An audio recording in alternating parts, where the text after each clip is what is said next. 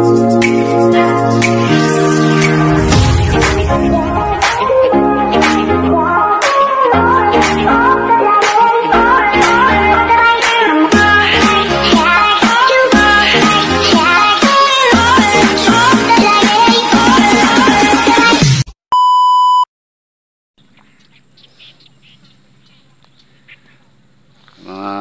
magandang araw sa atin lahat. So muli po, nandito tayo ngayon sa bukid natin. So ngayon pong araw ng ating pag-i-spray ng pandamo mga katandem. So umpisa na natin na mag-spray ng pandamo para po sa ganun balik muli sa ating aanihin at muli umani tayo ng maganda tulad po ng inani natin nung nakaraan cropping po nito mga katandem. So muli po, tara, samahan po niyo ako sa ating pagpapatubig, sa pag-i-spray. So bago lahat, magkakarga muna tayo ng tubig.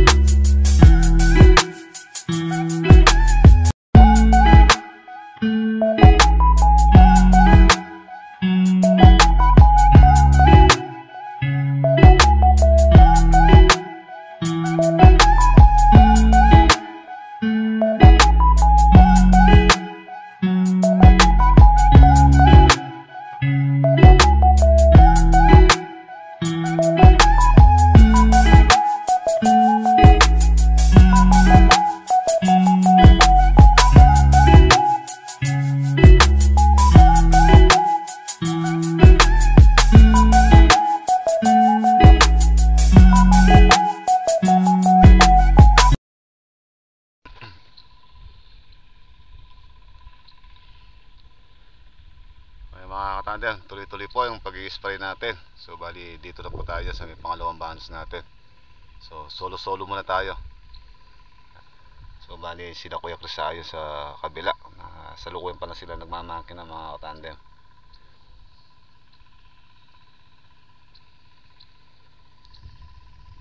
So yun sa atin, nag-i-spray po tayo ng pandamo. Sa kanila po na yung mga tandem, bali ginagayak nila yan ko yan. 4 na banus. Kamukha na to sa atin ito. 4 na diretso.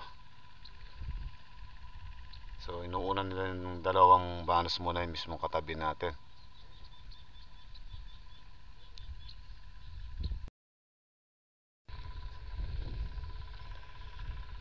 So mga tandem, hapon na. So bali bukas naman. Pahinga muna tayo mga tandem. Nga po hindi natin masyadong persahin ang ating katawan lupa. O may kasabihan meron pa bukas. Kaya bukas po babalik tayo dito. So bali po hindi pa po natin napapangalahati mga katandem yung ini-spray natin. Halos po itong 2 banos yung puro putol-putol lang mga katandem yung kinakana natin ngayong maghapon. Siguro po hanggang bukas makukuha natin na mayayari ito. So sakali man hindi mayari, konti na lang matitira. Kailangan po maaga tayo nagpahinga mga katandem dahil matindi po yung sikat ng araw kanina.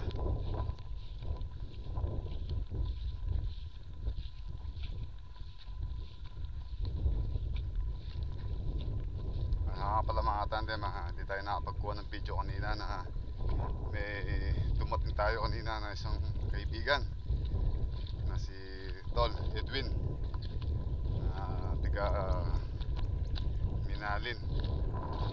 Dumating po siya kanina sa dream house natin mga katandem na namasyal po siya. Shoutout po sa family ni Tol Edwin.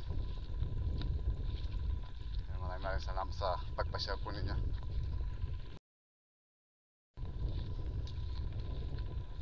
So yan po yung ina-spray natin kanina mga katandem.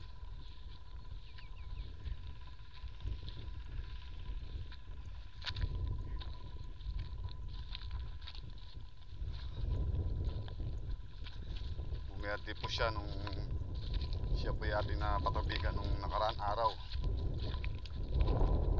Isang araw namumuti yung lupa, ngayon